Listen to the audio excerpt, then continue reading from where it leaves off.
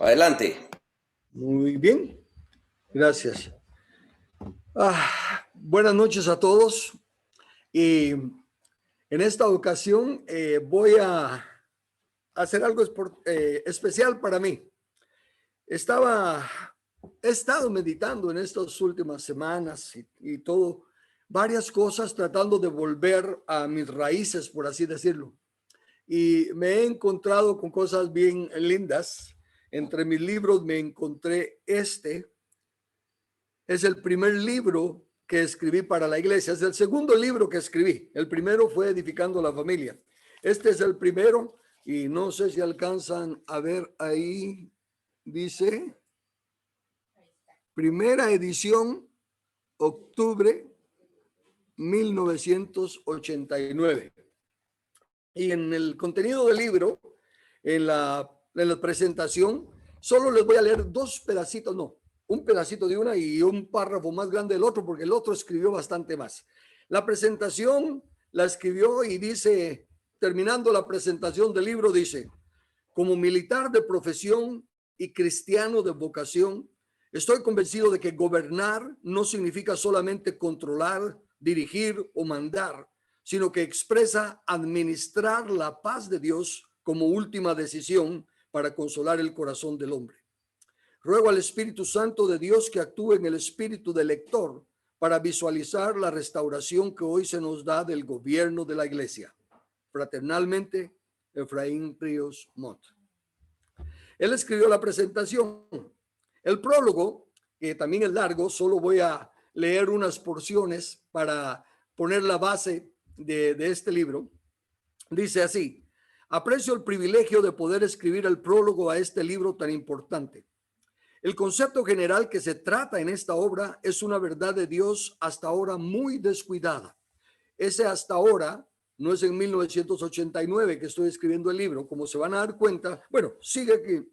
Él dice, yo conocí al autor Carlos Velázquez hace más de 10 años. O sea que 89 menos 10, 79. Y eso fue cuando él me conoció.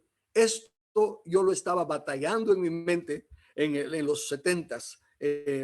Que como les he dicho, Dios me ha dado la gracia de poder ver cosas de su palabra de una manera tal que, como él dice aquí, regreso a la lectura, dice, es una verdad que cuando es entendida y puesta en práctica, revoluciona las relaciones personales dentro de las congregaciones.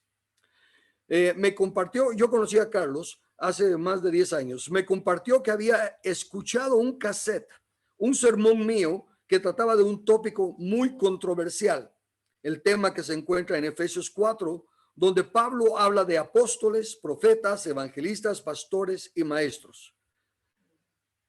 En ese entonces, yo había pasado ya por 3 denominaciones y era independiente. Y estaba viendo cosas en la palabra de Dios y eso era lo que me hacía moverme de una a la otra. Y en esta ocasión estaba batallando con el concepto de la autoridad, del orden de gobierno en la iglesia. Y escuché el cassette de este hermano que era un apóstol reconocido. Dice, en este sermón yo afirmaba que, contrariamente a los puntos de vista sostenidos hoy en día, estos dones aún se manifiestan en la iglesia y jamás han desaparecido. Mas mi énfasis principal era que Dios desea hacer su obra sobre la tierra, no a través de ministros ordenados, sino a través de su pueblo. La función principal de estos 5 ministerios es la de equipar a los santos para la obra de edificar el cuerpo de Cristo. Eso era lo que yo estaba batallando. Era el pastor de una iglesia. Obviamente había nacido, crecido en la denominación católica, los primeros 17, 18 años de mi vida. Luego fui salvo, me llamó un hermano de una iglesia denominacional tradicional, no pentecostal, me predicó, me presentó el evangelio y cursé varios años. Fue la iglesia en la que más tiempo estuve, porque ahí crecí, ahí me desarrollé como líder de los jóvenes, pastor de los jóvenes, diácono, presidente de diáconos, pastor asistente, y me enviaron a comenzar una iglesia. Y en ese proceso de estar estudiando la palabra y todo, fui confrontado con la diferencia entre nacer del Espíritu y ser bautizado con el Espíritu. Y después de batallar también con eso, porque como Bautista del Sur, que fue la primera denominación en la que conocí el Evangelio, pues yo hasta enseñaba y predicaba que no, que nada de hablar en lenguas ni nada de eso, que los que hablaban en lenguas estaban chiflados, ¿verdad? Y luego el Señor me dio una lección bien grande en la forma en la que me bautizó con el Espíritu Santo y me llevó a través de esto. Entonces no sabía cómo de hablarle a la iglesia. Yo había predicado en contra por tanto tiempo y ahora lo estoy experimentando. Y no lo compartí hasta que un hermano que era muy tremendo dijo: a usted le pasó algo, usted no es el mismo, ¿qué le pasó? y allá no me quedó más remedio que contar mi experiencia. E inmediatamente dije: pero hermanos, no quiero traer confusión ni división a la iglesia. Yo voy a ir y voy a hablar con el consejo. En aquel entonces era con los encargados de misiones, porque yo era un departamento hispano en una iglesia americana. Pero me dijeron: no, enséñenos lo que creyó y deje que nosotros decidamos. Y así lo hice, pero me reporté a las autoridades de la iglesia, le hablé al pastor americano y todo, y fue muy lindo. Me fui en paz, me enviaron con bendición y luego me invitaron a regresar a predicar. Así que no perdí nada con ellos, mantuve la relación lindamente. Luego me uní entonces a las asambleas de Dios, porque ahí sí tenían el bautismo del Espíritu Santo. Y después de estar con ellos un tiempo, pues fui a una reunión de los pastores principales, en la cual me hicieron varias preguntas y todo. Y cuando yo les expresé mi entendimiento de que era diferente a lo que me estaban diciendo, pues me dijeron que los sopesara y que viera que estaba equivocado, ¿verdad? Prácticamente querían que viera que estaba equivocado. Pero como no estaba equivocado, porque estaba leyendo en la Biblia, también opté por darle las gracias y no continuar con ellos. Y pensé: me quedo independiente, de esa manera no estoy comprometido con nadie. De esa manera no le estoy siendo desleal a nadie y puedo invitar de los diferentes dones que encuentre, ¿verdad? Diferentes personas que puedan venir a enseñar, y así fue que me quedé en la iglesia independiente. Y en ese proceso de independiente fue que con toda libertad empecé a escudriñar la Biblia y llegué a la conclusión de que la Biblia habla del ministerio quíntuple.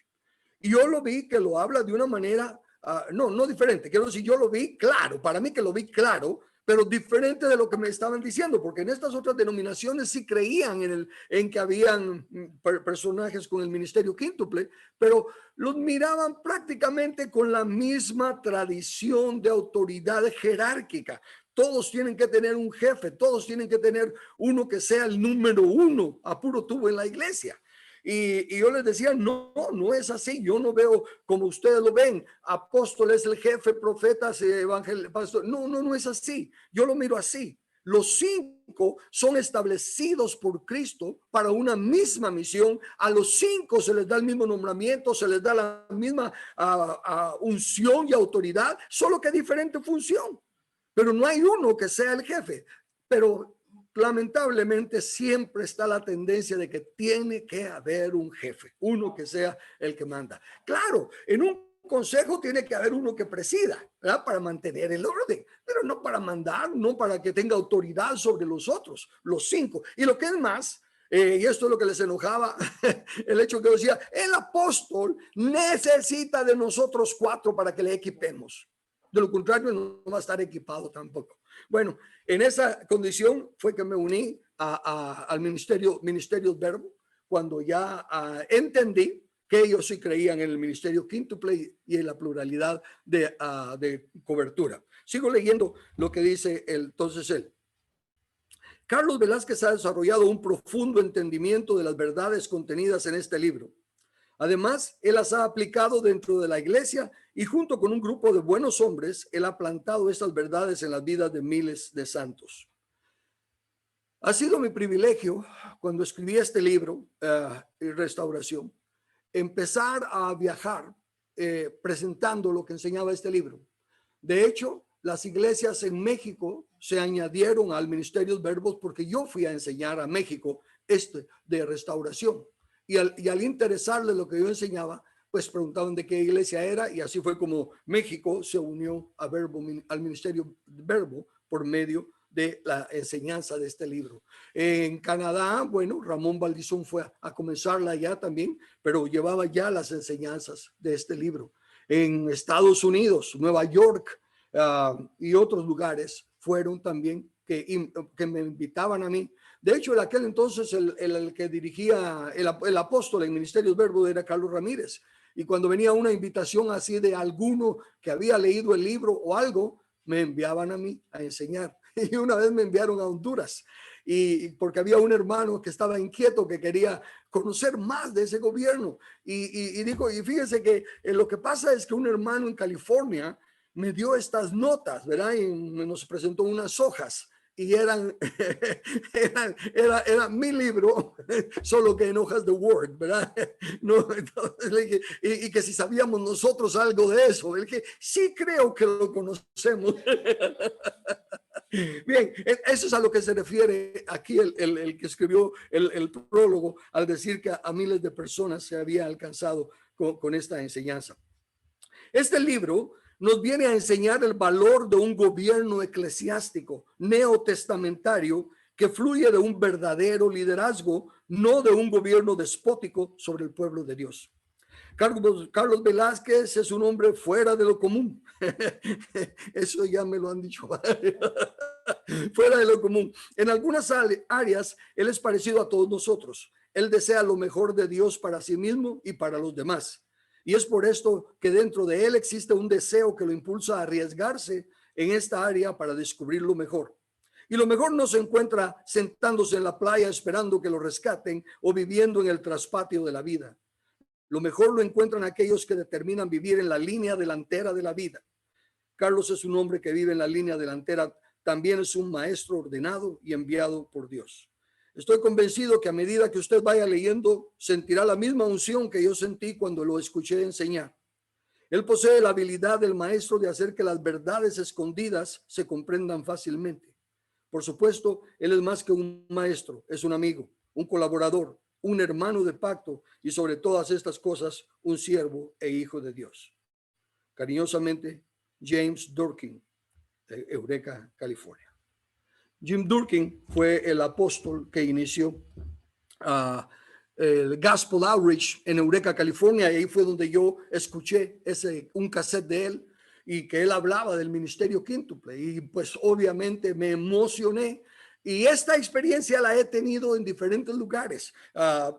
Jim DeGollier, uno de los ancianos de Verbo originales, una vez me dijo, vos sos un gotariano. Y dije, bueno, ese no lo he visto. He visto epicúreos y cosas así, pero gotariano, ¿qué es, verdad? Y el punto era que me decía que no sabes quién es Bill Gothard. ¿Sabes? No. Y se puso a enseñar lo que él le enseña. Entonces, y ni lo conocía. Pero obviamente cuando me hablan de alguien que cree lo que yo creo, que piensa como cerca a lo que yo pienso, pues yo quiero conocer más. Y de hecho, Bill Gothard es un tremendo maestro. Fue en aquel entonces cuando yo lo conocí y me acerqué a él y de él aprendí lo que luego traduje, porque eso no lo escribí, solo lo traduje, Hombres Fieles, ¿verdad? Porque fueron notas que él nos dio en la primera reunión de pastores cuando todavía no se había escrito como libro. Luego, pues cuando oigo a Jim Durkin hablando del ministerio quíntuple, de la forma en la que yo lo miraba, pues me contacté con él. Y en el diseño de Dios, cuando ahí no le mandé una carta, grabé un cassette y se lo mandé porque una carta iba a ser un libro en lugar de todo lo que yo le quería decir. Y en la soberanía de Dios, me contestó uno de los apóstoles de ahí de Eureka, California, y me dijo, solo para que sepa que hemos recibido su cassette, pero Jim Durkin no está aquí, está en Guatemala ahorita, con la obra que se está iniciando en Guatemala. Y entonces, pero quiero que sepa que ya recibimos su cassette. Unos días después recibo una llamada de larga distancia de Guatemala. Era Jim Durkin llamándome en conjunto con el grupo de ancianos, Carlos Ramírez, Jim DeGollier, James Jankoviak, Bob Trollis y todos ellos, haciéndome preguntas acerca de por qué lo había contactado, qué creía y todo. Y decidimos reunirnos y volé para Texas porque Jim Durkin tenía que pasar por Texas y Carlos Ramírez también. Y me fui con otro hermano de la iglesia y pasamos una semana platicando, intercambiando opiniones y pensamientos y puntos. Fue así como decidieron que sí, que iban a enviar unos hermanos de Guatemala a que hablaran con nosotros y que probáramos, ¿verdad? Conocernos, pasar un tiempo juntos y todo. Y después de como ya un año así de intercambio, fue que decidieron que sí, que nos uniéramos, y fue como la iglesia que yo inicié, las Sagradas Escrituras se llamaba, allá en Nueva Orleans, se unió y se convirtió Verbo Nueva Orleans. Esta es el prólogo del libro y también la presentación de Efraín Ríos, que fue un gran hermano. A veces lo consideré como padre en algunos aspectos. Tuve una linda relación con él. Ahora, este libro entonces lo escribí 11 años después de ese encuentro. ¿Y por qué estoy haciendo estas aclaraciones? Porque en él escribo, y se los voy a mostrar, porque eso es lo que pienso hacer en estas reuniones que me toque a mí hablar, y desde luego a los ancianos que conocen de esto, que conocen mi trayectoria, también van a compartir, para que ustedes puedan ver que es desde el 79, desde los 70s, que algunas de las cosas que están plasmadas aquí ahora estamos hablando, que todavía no se aceptan a cabalidad, pero no son cosas que me estoy inventando ahorita. Dios me las mostró desde hace muchos años. Comienzo el libro diciendo: cuando Pedro dio su primer discurso a la multitud sorprendida por los sucesos de aquel día de Pentecostés, entre las cosas que habló, hizo una declaración sobre Jesús. Dijo que él se quedaría en los cielos hasta los tiempos de la restauración de todas las cosas. Luego aclaro de que en aquel entonces, en los 70s, se estaban empezando a restaurar doctrinas bíblicas que habían estado escondidas, que no se habían estado practicando, que se perdieron en el llamado oscurantismo, el tiempo del oscurantismo. Y que empezaban a tener ahora ya vigencia otra vez, como las iglesias en el hogar empezaban a formarse. Eran ya reuniones así de células, de grupos homogéneos, en fin, pero ya empezaba a restaurarse eso. Se empezaban a restaurar doctrinas como el bautismo en el Espíritu Santo y otras cosas, y se empezaba a restaurar el orden de gobierno en la iglesia. Pero el tema de gobierno teocrático, de acuerdo a la palabra de Dios, eso lo leo ahorita del libro, pero el tema del gobierno teocrático en la iglesia no se tocaba sino con mucha delicadeza y cierta aprehensión, pues parecía ser el más conflictivo y el de mayor argumentación. Pero Dios me había llamado a proclamarlo como un mensaje suyo. Entonces yo empecé a hablar de esto. Es que empecé a escribir. Ustedes saben que mis libros prácticamente es la recopilación de mensajes y de seminarios que voy dando, y luego los junto y se forma el libro. Y lo que va a ser especial de este libro es el hecho de que me tomé la actitud de que iba a leer el libro de los Hechos enfocándome solo en los aspectos del orden de gobierno, la estructura de gobierno en el libro de los Hechos, y lo iba a hacer como que si nunca antes hubiera leído la Biblia, como que si no supiera nada de lo que ya sé, ¿verdad? De lo que ya sabía en aquel entonces, para dejar, y fíjense, esto lo decía yo desde ese entonces, para dejar que la Biblia interpretara a la Biblia. Y así fue como comencé esta trayectoria, y lo voy a hacer ahorita hasta donde podamos llegar. Voy a saltarme mi testimonio personal. En el libro cuento cómo después de ya estar convencido de esto, antes de hablar con Jim Durkin, teníamos reuniones los domingos y los miércoles. Los miércoles eran reuniones de oración y de estudio bíblico. Y entonces este miércoles, digo ahí en mi testimonio, cuando me paré, ya no me paré para dar un estudio, ya no me paré para dar una plática, sino que para decirle a la iglesia: hermanos, he estado estudiando sobre el sistema de gobierno, el diseño de Dios de gobierno, y he llegado a una conclusión que quiero compartirles. Yo no soy un pastor. Estoy haciendo la función de pastor, pero no es justo ni para ustedes ni para mí que yo pretenda ser un pastor. La Biblia dice que hay pastores, pero también dice que hay evangelistas, maestros, profetas y apóstoles, y que la iglesia no está gobernada por un pastor. Entonces, en resumen, les dije, sigo, no estoy yéndome para atrás, pero tenemos que levantar a un consejo. Tenemos que levantar a otros para que no sea solo yo, sino porque la Biblia dice que es de la multitud de consejos donde se afirman los pensamientos. Y así empezamos a funcionar en consejo. Obviamente sin ninguna luz, sin haber estudiado nada ni haber leído ningún libro al respecto, pues estábamos caminando bien. Y les voy a contar esto. Pero llegó el momento que yo les dije a mi consejo, porque el consejo eran hermanos jóvenes que habían crecido conmigo en la iglesia y me amaban y me respetaban. Y entonces yo les dije, pero miren muchachos, el concepto de consejo no es que me digan sí a todo lo que yo les presento. Yo digo, hagamos tal cosa, amén, dicen ustedes. No, ustedes tienen que ver qué hay ahí, qué le falta a lo que yo estoy diciendo y entonces presentarme un argumento al respecto y que busquemos algo más. Entonces se fueron al otro extremo. A todo lo que yo decía le encontraban defecto. Pero así comenzamos el proceso de ir aprendiendo a trabajar en equipo. Pagué el precio. Recuerdo que me salió una oportunidad buenísima.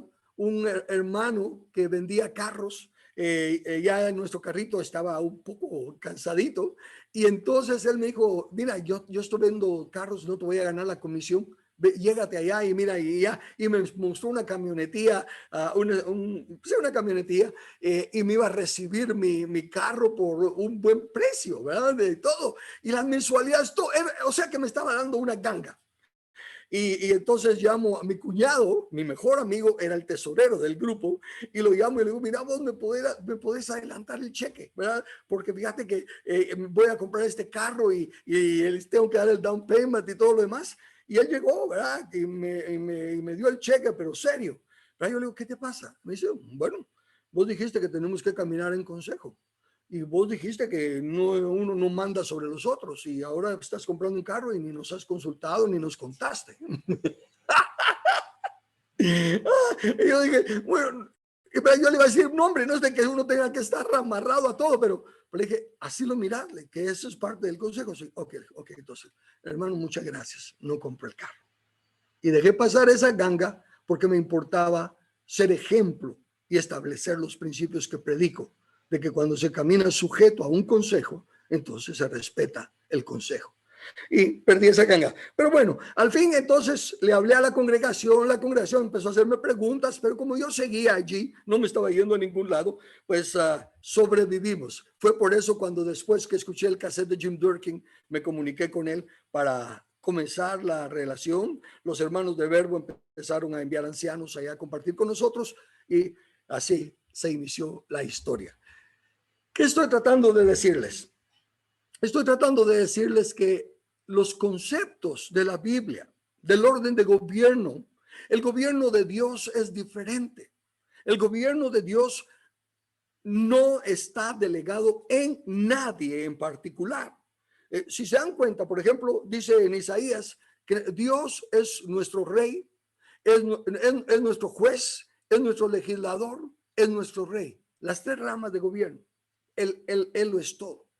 Pero no le delega a nadie lo que él es. A unos les delega el judicial, a otros les delega el legislativo y a otros les delega el ejecutivo.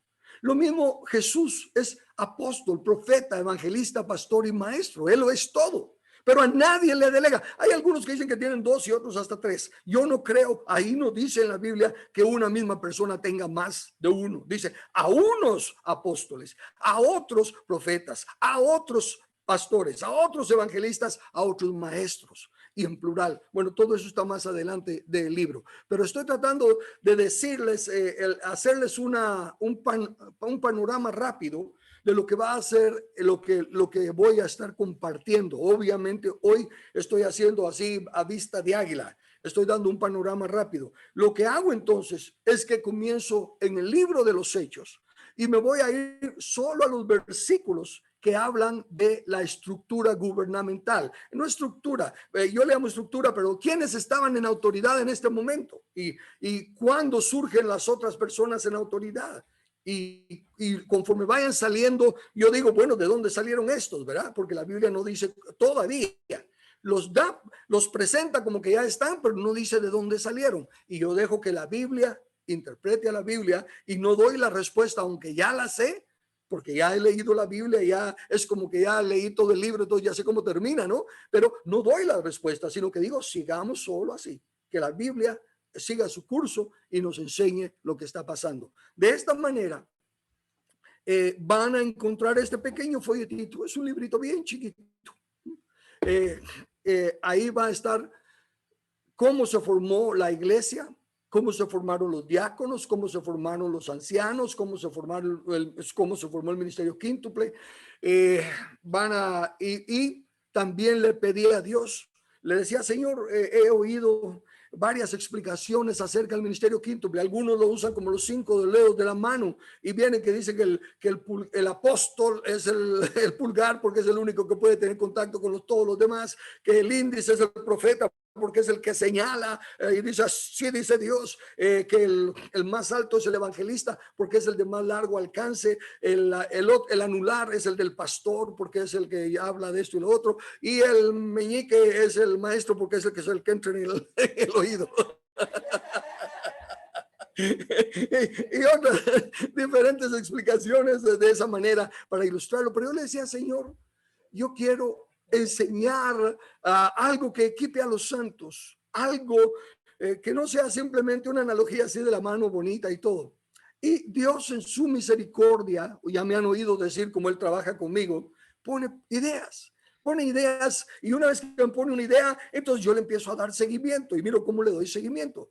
Y lo primero que el Señor puso en mí fue, ¿cómo se llama la iglesia? Bueno, la novia de Cristo. Sí, entre los nombres de la iglesia. ¿Qué nombres tiene la iglesia, verdad? El más común, no nombre, sino que la función más común o que mejor lo describe es el cuerpo de Cristo. Entonces, ¿cómo se equipa el cuerpo humano? ¿Verdad? Y toda la información, ¿cómo le entra la información al cuerpo humano? Los oídos y los ojos. Los 5 sentidos, exacto. La información que le entra al cuerpo humano le viene a través de los 5 sentidos, ¿verdad? Esas son las puertas de entrada que le llevan la información a la cabeza y la cabeza decide qué hacer basado en esa información. Y entonces me metí a la enciclopedia. En mis tiempos habían unos libros que se llamaban enciclopedia y eran unos volúmenes bastante grandes. Pues me metí a la enciclopedia a estar viendo cómo funcionaba cada sentido, qué constituye el sentido de la vista y todo lo demás. Y lindamente el Señor me dio una analogía de los 5 sentidos del cuerpo con los 5 ministerios para equipar al cuerpo. Y esa es mi aporte también en este librito para el cuerpo de Cristo. Es por eso que los que finalmente aceptaron leer el libro, y otra cosa, también lo digo aquí en la introducción. En aquel entonces, cuando lo escribí, existía una organización que se llamaba el Presbiterio. Eran los líderes de las iglesias tal vez más grandes de Guatemala. El doctor Ríos Paredes, que fue el fundador de la iglesia Elim, y tenía a Sergio Enríquez y a otros de los líderes de su iglesia con él. Estaba la iglesia Calvario, los hermanos que estaban a cargo de la iglesia Calvario. Estaba la iglesia Jesucristo es el Señor. Estaba Cristo Rey. Y no, creo que esos eran todos. Y no, estaba también donde estaba Jesús el Señor, creo que se llamaba, otra, pero había otra que ahorita se me escapa el nombre, y estaba Verbo. Y entonces representábamos a Verbo, unos líderes y todo. Y cuando yo escribí este libro, primero en un retiro, el primer retiro internacional de Misterios Verbo, vinieron gente de Argentina, de Ecuador, de Brasil, de Estados Unidos, de México, de Centroamérica, y tuvimos un retiro, el primer retiro internacional. Y una de las cosas que hacíamos por 1 hora todos los días, antes de cualquier otros puntos y todo, era leer el manuscrito de este libro para que él lo aprobara el consejo. Este libro es es aprobado por el Consejo de Verbo, todos los ancianos fundadores de Ministerios Verbo. Pero aún así, les dije, mucha, ¿por qué no se los damos al presbiterio que lo lean también? Y también las personas del LIM y del Calvario y de Jesucristo es el Señor, todos ellos leyeron el libro. Y yo pregunté alguna cosa que consideran fuera de lugar, alguna cosa que no esté de acuerdo a las escrituras, y no hubo ningún problema. O sea que a lo que voy es, la verdad doctrinal de este libro no fue refutada por ninguno de ellos. No fue aceptada, pero no fue refutada. ¿Por qué? Porque pesa más el orgullo, pesa más el querer tener el reconocimiento y tener que rendir uno su orgullo para edificar mejor el cuerpo de Cristo.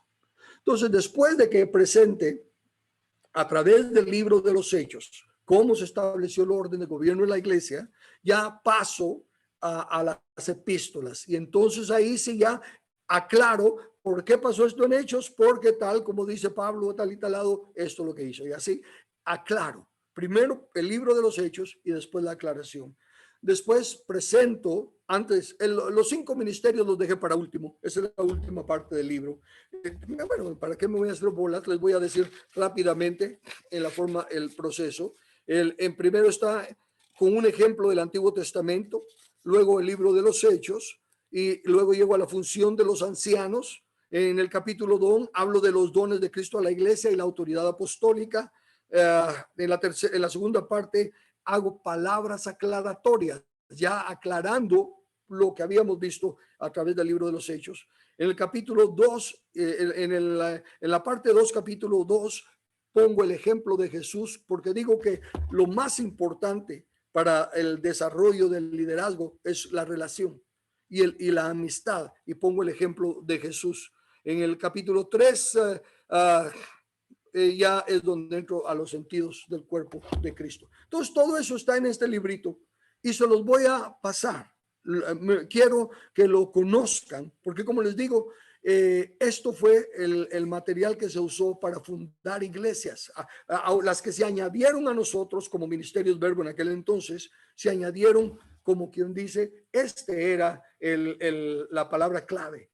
Estas eran los fundamentales, por así decirlo, del gobierno de la iglesia. Y fue especial porque cuando lo escribí ya tenía 11 años de trabajar con Verbo. Algunos me dijeron, cuando se enteraron que me iba a unir al Ministerio Verbo, me dijeron, mira, Escobita Nueva va re bien. Y Verbo era una iglesia nueva, ¿verdad? Y esa es solo la emoción de algo nuevo y todo lo demás. Por eso fue hasta 11 años después de ya estar ahí, para demostrar que no simplemente había sido por Escobita Nueva que las cosas se habían dado, sino que porque en realidad Dios estaba haciendo algo grande. Y por eso fue que Ministerios Verbo en su origen fue un instrumento de restauración. La restauración de la alabanza, la restauración del discipulado, de meternos en la vida de los unos de los otros, de nuestros matrimonios y de la educación de nuestros hijos. Todo eso no era algo que se practicara en las otras iglesias, pero era producto de haber entendido el orden de gobierno de Dios. Y eso es lo que me mantiene firme en las convicciones que tengo. Y eso es lo que me permite honrar el ministerio que Dios me ha dado. No presumo.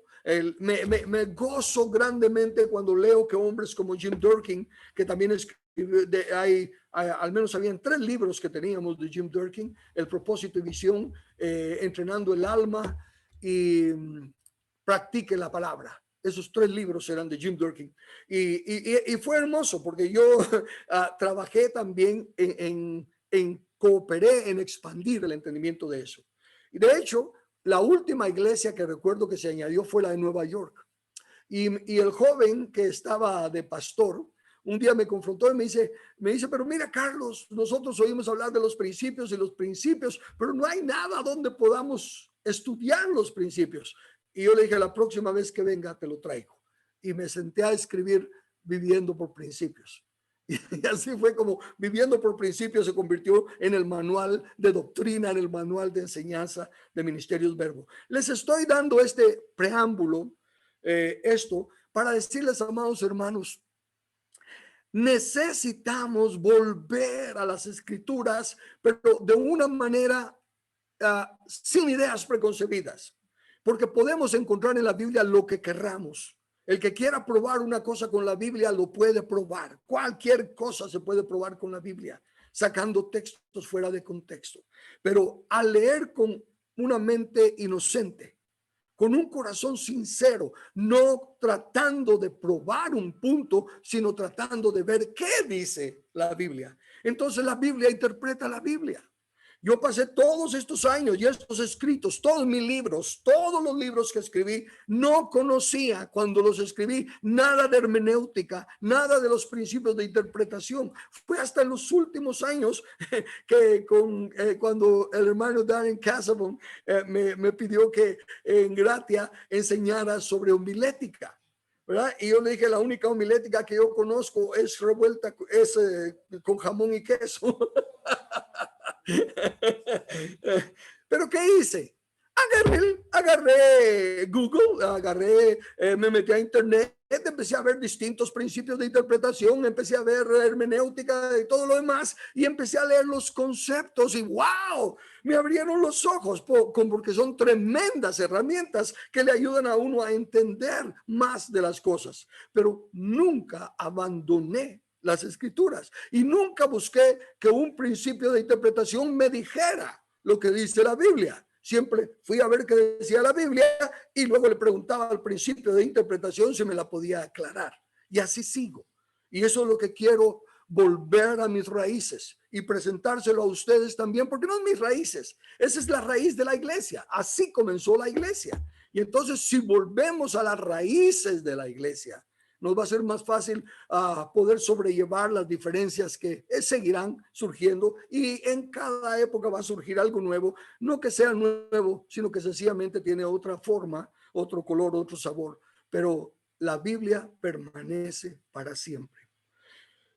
Así que voy a dar oportunidad si me quieren hacer algunas preguntas o algún comentario, porque lo de Hechos no lo quiero dejar a medias. Quiero comenzarlo en la próxima oportunidad. Desde ya, Eddie, te estoy pidiendo que sea yo el que sigue el próximo viernes para darle continuidad a esto y comenzar con el libro de los Hechos, como se los acabo de explicar. Simplemente quise darles un vistazo panorámico de lo que es lo que fundó Ministerios Verbo, de lo que es lo que nos permitió ser los instrumentos que fuimos. Todos los que estuvimos en Verbo y ya no estamos, cuando hacen algún comentario, cuando nos encontramos con alguien, todos dicen, no, aquellos tiempos, a aquellos tiempos. ¿Por qué? Porque había una organización muy cercana a la del libro de los Hechos, a lo que aprendimos allí. Y por eso fue que Dios nos usó tremendamente. Al ya no permanecer en esos principios, al estar ya buscando cosas más fáciles, por ejemplo, hago mención aquí también en el libro que nosotros estábamos abiertos a recibir de otros ministerios, y eso es lo lindo, eso es lo lindo, cuando uno no está amarrado a una situación, a un grupo, y que tiene que quedarse dentro de ese grupo. Tuvimos la dicha de tener, por ejemplo, le estoy hablando de principios. ¿A quién tuvimos entonces para que nos enseñara sobre principios? Nada más y nada menos que a Paul Gelli, un tremendo siervo de Dios. Ahorita es sumamente importante en Estados Unidos, en su ciudad. Es muy respetado por las autoridades y todo. Tienen una escuela fabulosa, y él comenzó en la escuela de niños enseñando por principios, las matemáticas, el inglés, el lenguaje, todo por principios, y nosotros lo trajimos. De hecho, lo lindo de cuando personas miraban nuestra apertura y nuestro deseo de andar en principios bíblicos, él nos dio su manual y nos autorizó a traducirlo, y se empezó el colegio Verbo bajo esos principios. Bueno, ya se había comenzado, pero se aplicó a esos principios, y empezamos a hacer una escuela, un colegio que enseñaba por principios. Luego nos encontramos con la restauración de la alabanza y adoración, y nos fuimos para, ¿cuál era la iglesia con la que teníamos bastante relación? En Dallas, Texas. Ellos venían a enseñarnos sobre alabanza, vinieron Sí, sí, Shady Grove. Ahí una voz varonil dijo de pronto, las 12 compañeros. No, Shady Grove, Shady Grove. Shady Grove. Vinieron a enseñarnos sobre la alabanza y también ellos caminaban en el ministerio quíntuple. Vinieron profetas y estuvieron dándonos palabras de profecía y todo lo demás. De ellos aprendíamos y estábamos abiertos a recibir de otros dones. No era aquello de que si no eran de nuestra denominación no los recibíamos. Y de esa manera fuimos creciendo y de esa manera también fuimos compartiendo. Yo tuve el privilegio de ir también a Shady Grove invitado a predicar y a enseñar. Había un intercambio de ministerios.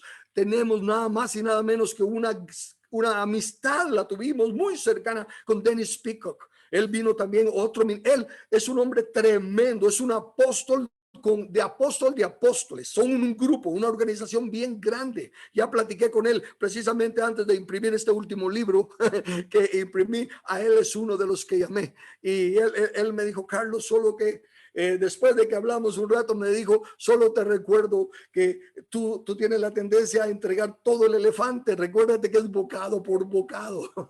Ve más despacio, fue lo único que me dijo. Pero él me